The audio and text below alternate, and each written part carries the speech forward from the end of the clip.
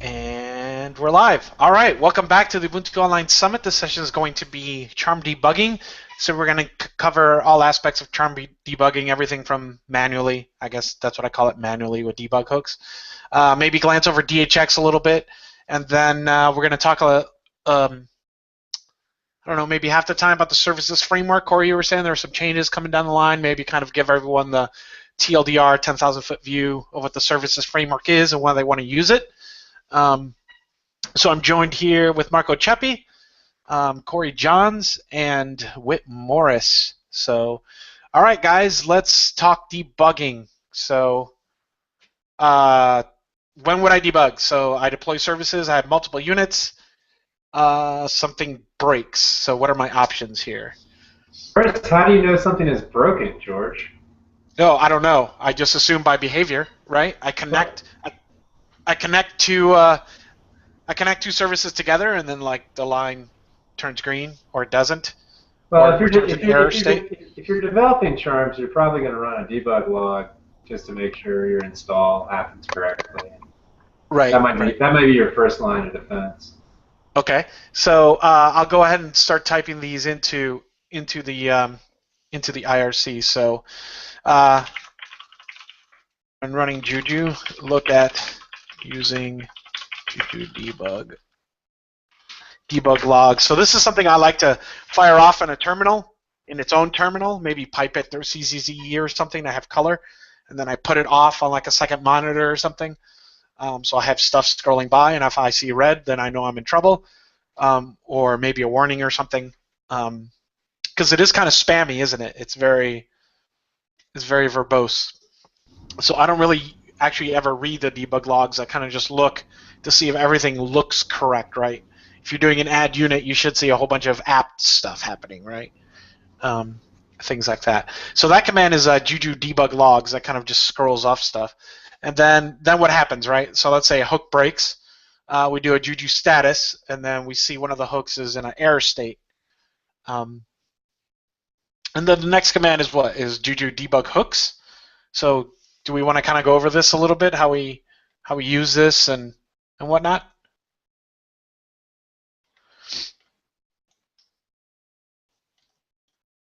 Okay. And Whit, if you could actually put these tips in IRC, that'd really help us out. I was about to ask you what the IRC channel was. I'll be happy to throw that there. Yeah, it's #ubuntu-uos-cloud. I'll put that in here on Freenode. Cool. Corey, do you have slides for this one, or was this for the other session? I don't. Yeah, I don't have slides for this. I was setting up a deployment with an error state, but it's still deploying right now. Sure. So basically, you want us to cover for you for a few more minutes. Yeah. Okay, so there's two ways. Is that me with the static or somebody else? That's you. Oh wait. Oh, there you go. You turned the wind tunnel off. I have no idea why that would happen. All right, so there's two ways to debug an environment that we have so far, right? We have debug hooks, which is kind of what I consider the manual way. You guys know that I don't like it at all very much. And then the second way is after Corey started, and he started to use debug hooks, he was like, I do not like this. And he wrote a plugin called DHX, which I'll go ahead and get you guys URLs to here. And Corey, while that's deploying, why don't you kind of tell us what you did behind DHX, kind of its features, give us the overall. Sure. The overall. Are you guys getting static from me at the moment? A little bit, but not too bad. Oh, okay. If it gets too bad, let me know. I can try and get a headset and switch to it. So the general idea is when you run debug hooks, it gives you an interactive way to work with your charm and iterate on the remote unit to figure out what's going wrong and test out fixes. But the problem is you don't have, because it's a cloud initialized machine, you don't have any of your local development tools or setups, and it's also Juju provides a way to grant access to that machine to another person, but it's a little bit kludgy to use. So the big win from DHX is one that it allows you to copy up your local config and essentially customize the remote unit on your first connect, so that you can have all of your specific Vim configs or Emacs configs and everything customized to how you're used to debugging. And then also it makes it really easy to say include these two people to help to have access to help me debug, so they can connect up and do a shared debugging session with you. Okay. Another big benefit, there's a TAC S option on it that allows you to, once you've made changes on the remote unit and you've got things working, it's really easy to say, okay, I'm good, disconnect, tear down the machine, and suddenly you've lost all your changes. So the TAC S option will, after you have finished your debugging session, sync down all the changes that you have on the remote unit back to your local unit, so you don't lose them. Yeah, because I'm really good at going into a unit and fixing it, and then I finish and I was like, ugh, I gotta take everything that I did and put that actually back into the charm. And then I've been doing things like exporting the history file and kind of cobbling it back together, like in the charm on the other side, and then mangling it with Juju run. But I just learned that actions exist, so I don't have to do it that way. Okay, awesome. Yeah. So And is the thing fired up? We ready to show this off, or? it's not quite fired up yet. I can go ahead and bring up the screen though. But Okay. I wanted to note, as Marco pointed out in the sidebar, there is a new feature that is a cleaner workflow for doing debugging of the remote unit called Sync Watcher. And we don't have documentation for it, but let me get a link to the actual plugin. But That sounds awesome. What it allows you to do is it essentially will watch for changes on your local machine, or your local charm directory, and sync those up to the remote charm directory and potentially rerun the failed hook whenever you save the changes, so that you can iterate on the charm locally using all of your local, even GUI style editors and all your local debug tools, and still have easy access to it on or easy development cycle on the remote. When I had posted that URL into the IRC channel. Okay. So is it just in the plugins, Whit? Is that where it lives? Yeah, so DHX and SyncWatch are both in that repository. Excellent. So talk me through what SyncWatch does differently than DHX, or. Well, I've actually have my environment here ready, so I can just show you if that's easier. Yeah, just go ahead and share your screen. Yep. Okay, is that too small of text? Do I need to embiggen that? I feel like Yeah, one or two more bigger. Yeah. That just made the window bigger. That doesn't do anybody any good. Control plus should do it. There you go. Is that better? Yes. Okay. So, so the idea is this is my local machine, and I've got Juju status format equals short. So I've got a charm that I deployed here locally that is in error state. You can do Juju debug log dash tech I foo0 to get information about why that charm failed, and you can see that it's referencing an invalid configuration option. So the two ways that we can do debugging on this to help resolve the issue is we can do Juju DHX TAC S foo0, which will allow us to do the editing on the remote side, or we can, which is something that's a bit more interesting, is if we go up here and run Juju sync watch foo0, it will start watching the directory that contains the charm, and we can then just locally say edit hooks services. This is giving you a preview of the service framework, which we'll talk about later, but we can say, okay, well, this config option is not ready yet, so let's go ahead and comment that out or change the name of the config option or what have you. So as soon as you save that, if you watch the upper window, it says it's updating the remote. Watch Juju status. Short. And it should. It'll take a minute to update there because it's on Amazon and it's a little slow, and then it retries the failed hook for you automatically, and eventually it flips over to installing and continues working. So with that workflow, you never have to necessarily log into the remote unit to do your debugging. You can just do everything locally. And it's for your own personal development and debugging of charms. It can be a much faster, nicer workflow. Cool. So as long as you know what needs to be fixed, there's no reason to log in. You still might want to use debug hooks to get back into a hook context and poke around, but you don't have to.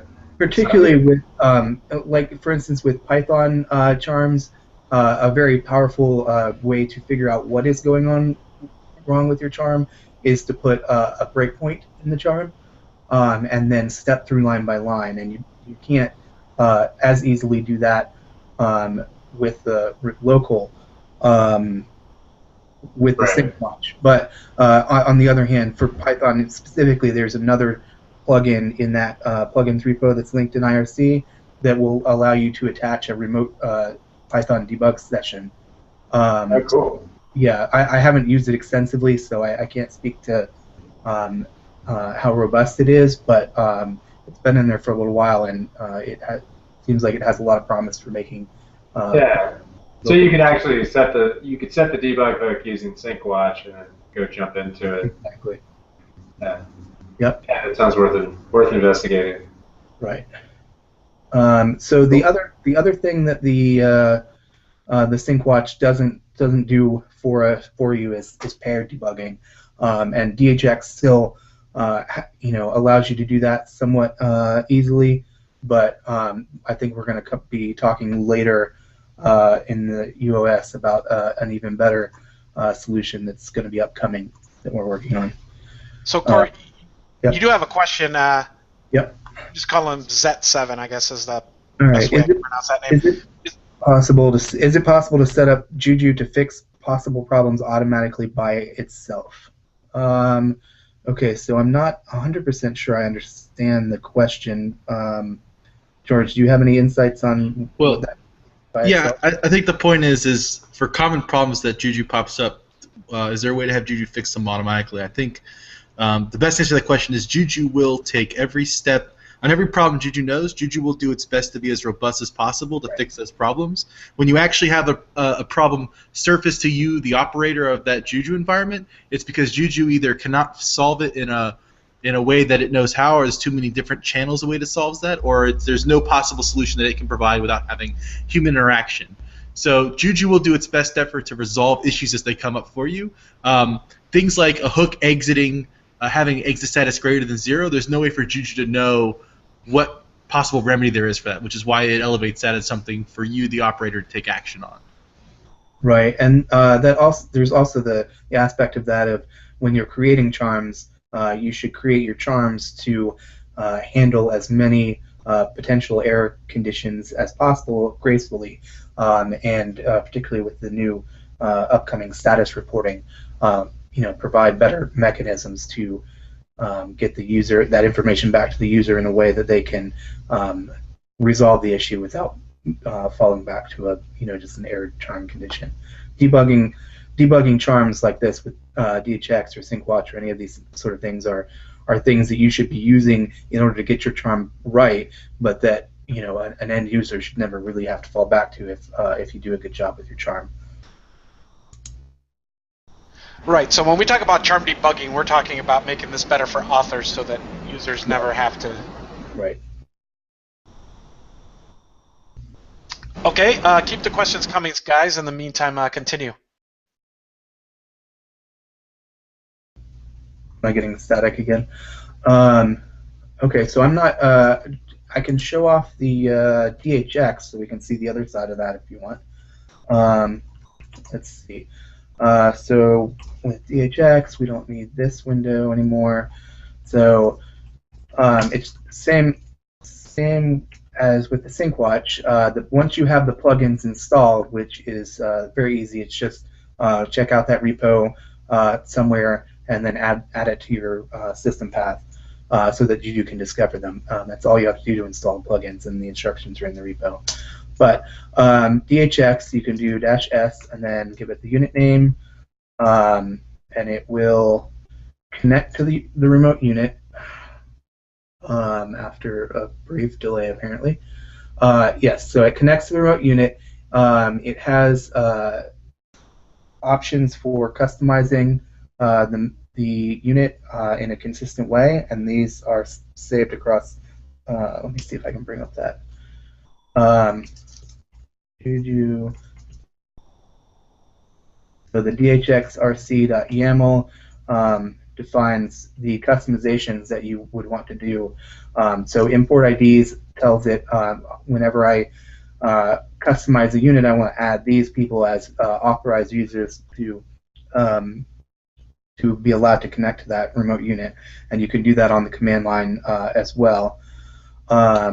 You can switch whether you use the standard tmux bindings or the Juju debug hooks default, which is a modified.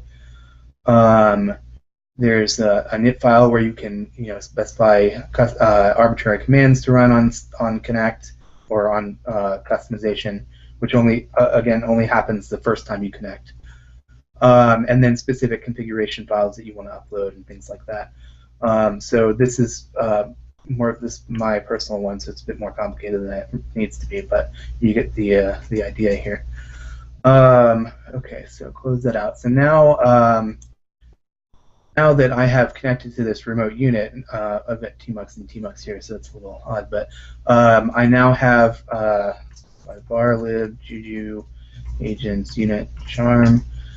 I now have my custom Vim plugin, so I can easily search for files and all that sort of thing. And then shoot, one thing that so if I go over here in Juju status, just real quick, I'm getting the IP address.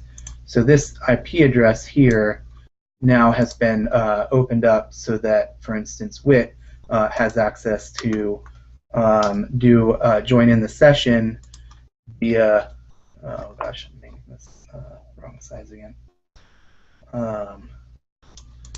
So it's easy for Wit to just say Juju DHX-J, and then, oops, if I pasted the right thing, that IP address, and then he'd be able to join in.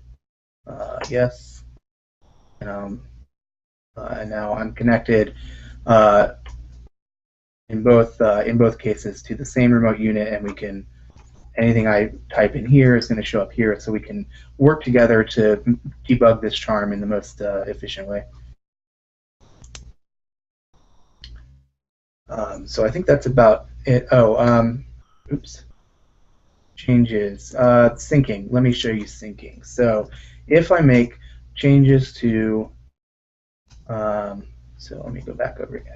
Why are these windows different sizes? Okay, so let's connect from this.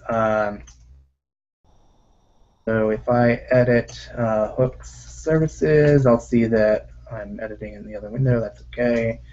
Read only. So I see that this is commented out, right? So I can services. I can open this up on the. This is on the remote unit now. I can make changes. I can save them, and then when I exit out of my debug session, it pulls those remote changes down. So this is kind of the opposite direction.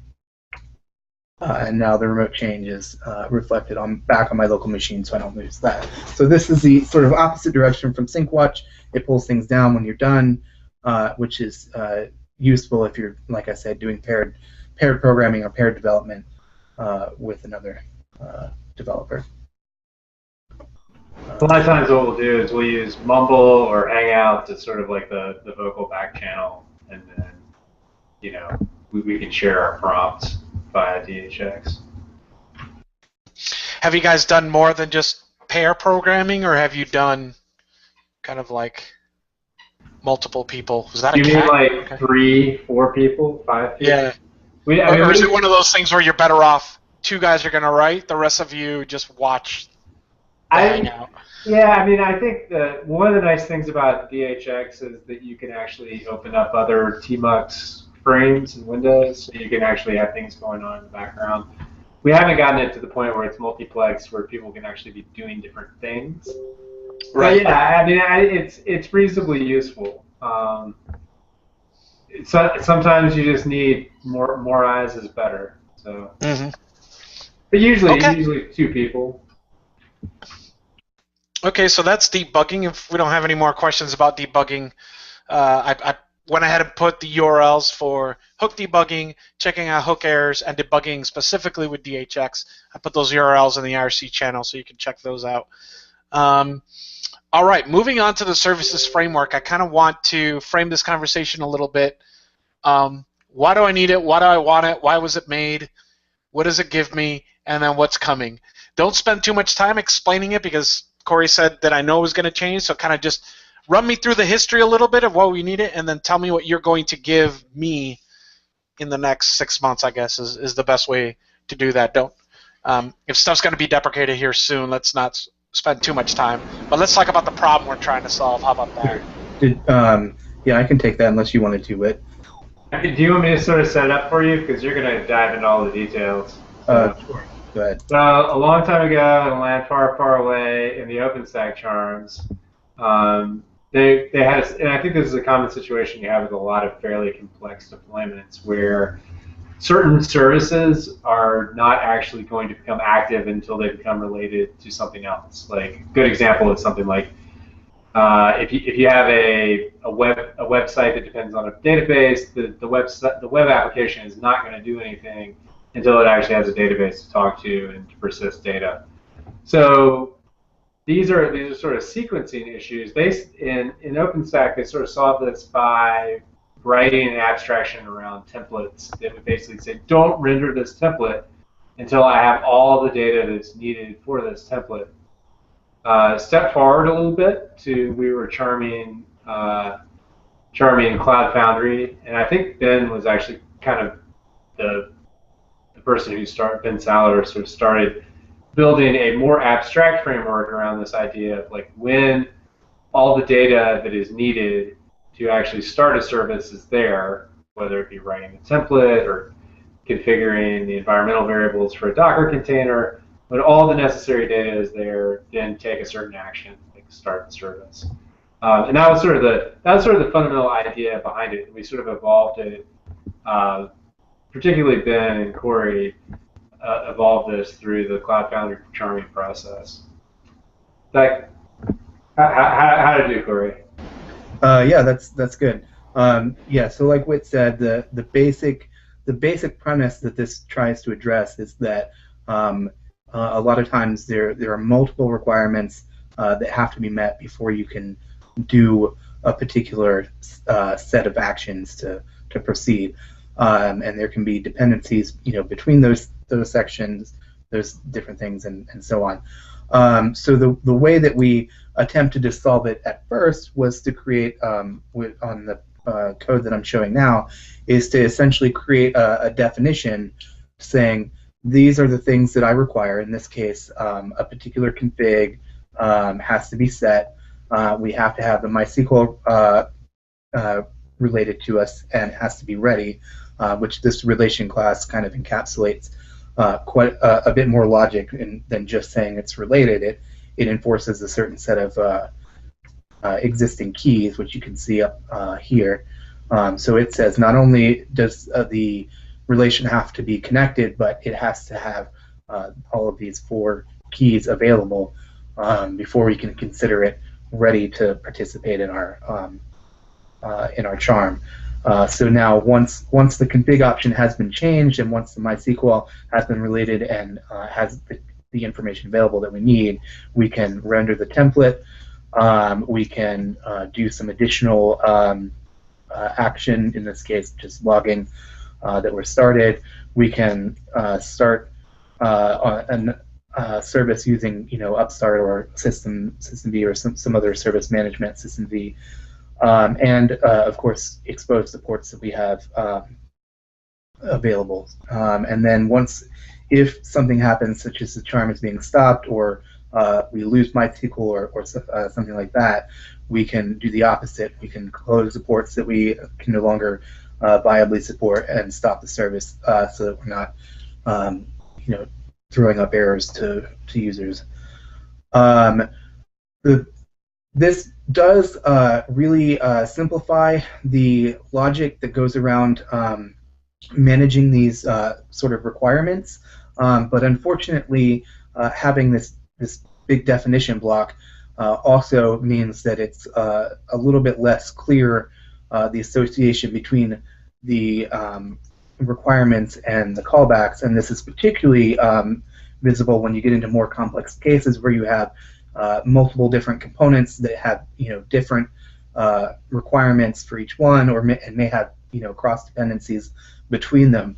So something that we've been discussing over the past week or so to clean up this, make this a bit more obvious what things are doing and make it more powerful, is to kind of take away the definition block and instead use the concept of states or events that get triggered once.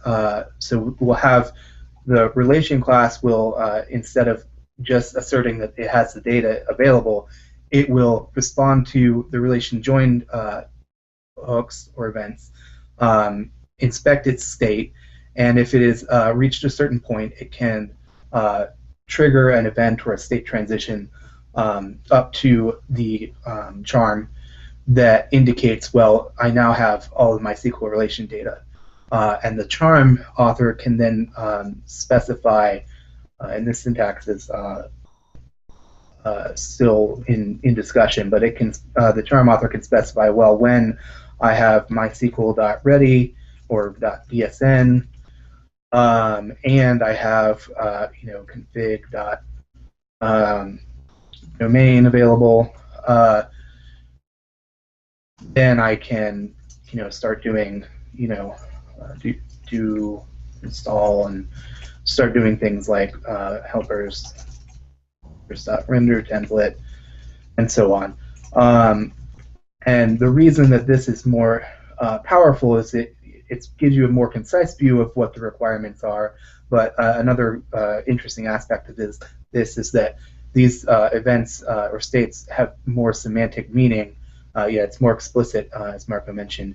But they have more semantic meaning, and you can create your own semantic states or events that you can then use to kind of chain these different actions together in a meaningful and very obvious way.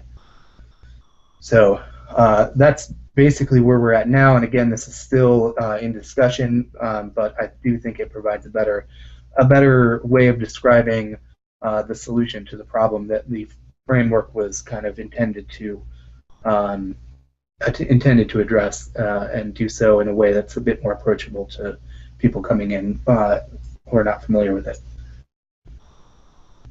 Yeah, this framework is Corey has sort of developed this. This is sort of what we're looking at here.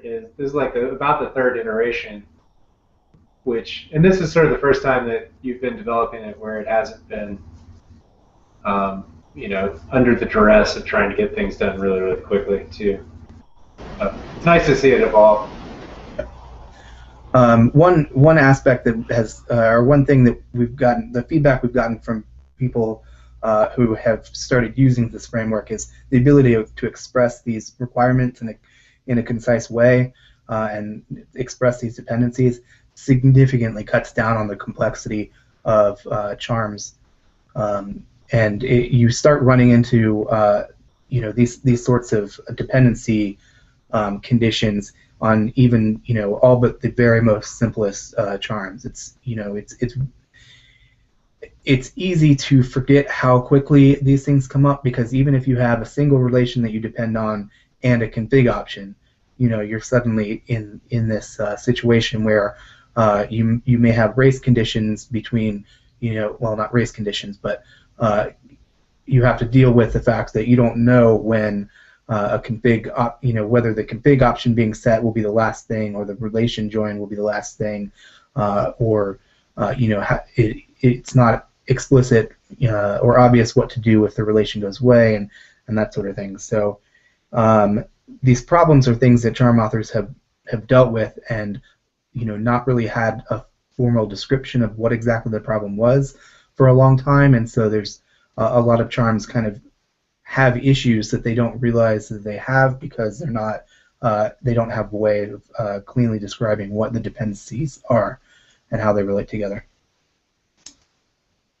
I think the dependency management, it also encourages you to write your charm in small composable functions or objects, which is also easier to maintain if you're writing Python charms. Yeah, absolutely. Or Python, or any charm, whatever language you write it in, breaking things down into smaller chunks helps make it more maintainable. And while the services framework right now is Python only, and the new format that we're describing is also Python only, but we have been keeping in the back of our mind that we'd like to make them language agnostic if at all possible, and then and if not, at least develop the same pattern in multiple languages.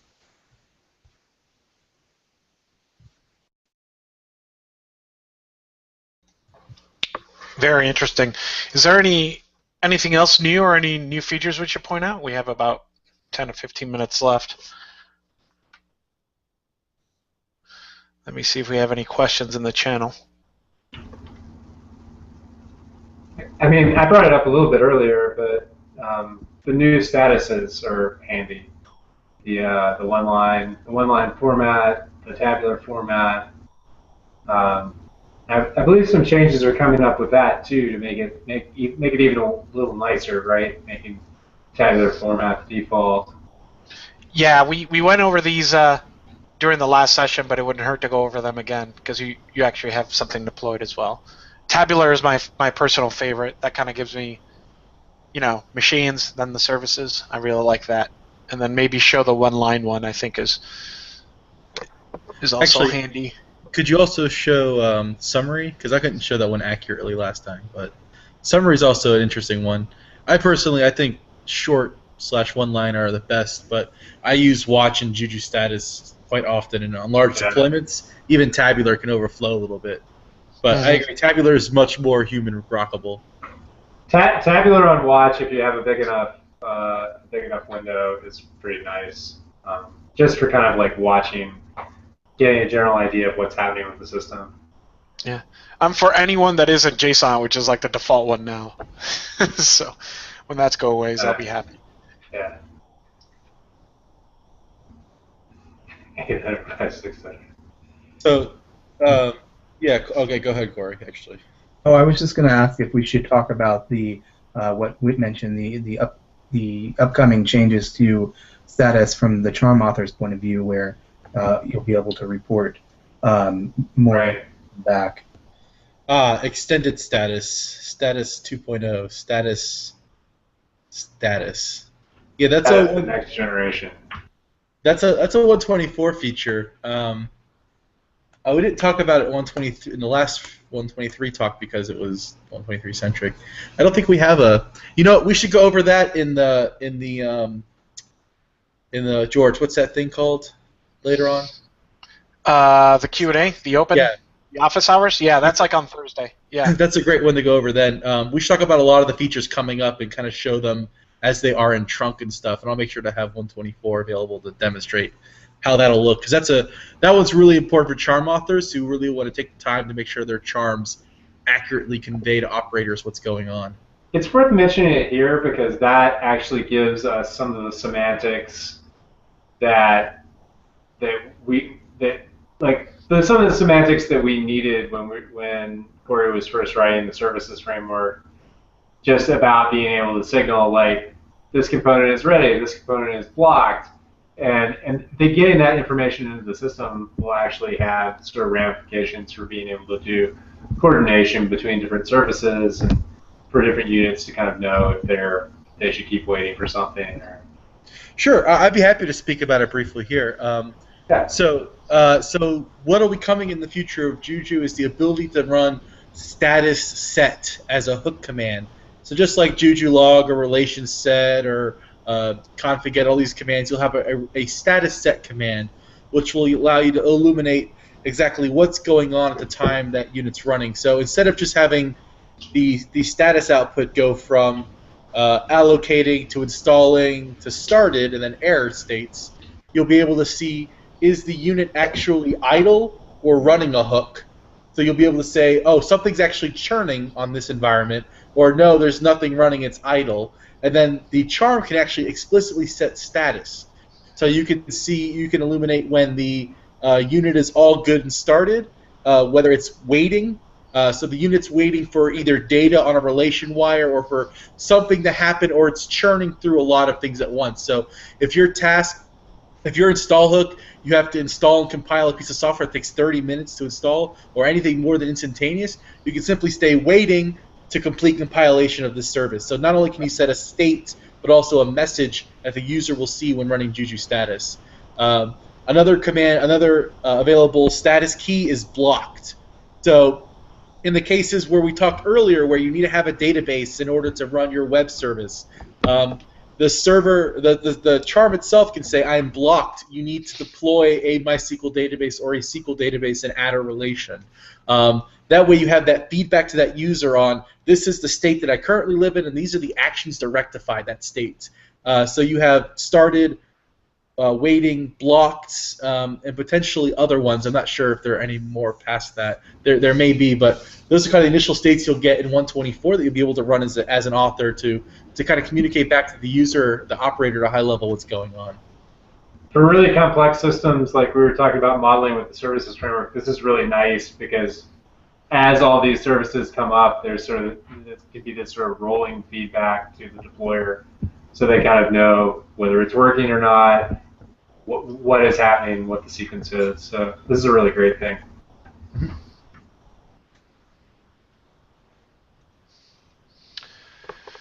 Okay, is there anything else that would be useful for charm authors as far as debugging? Should we?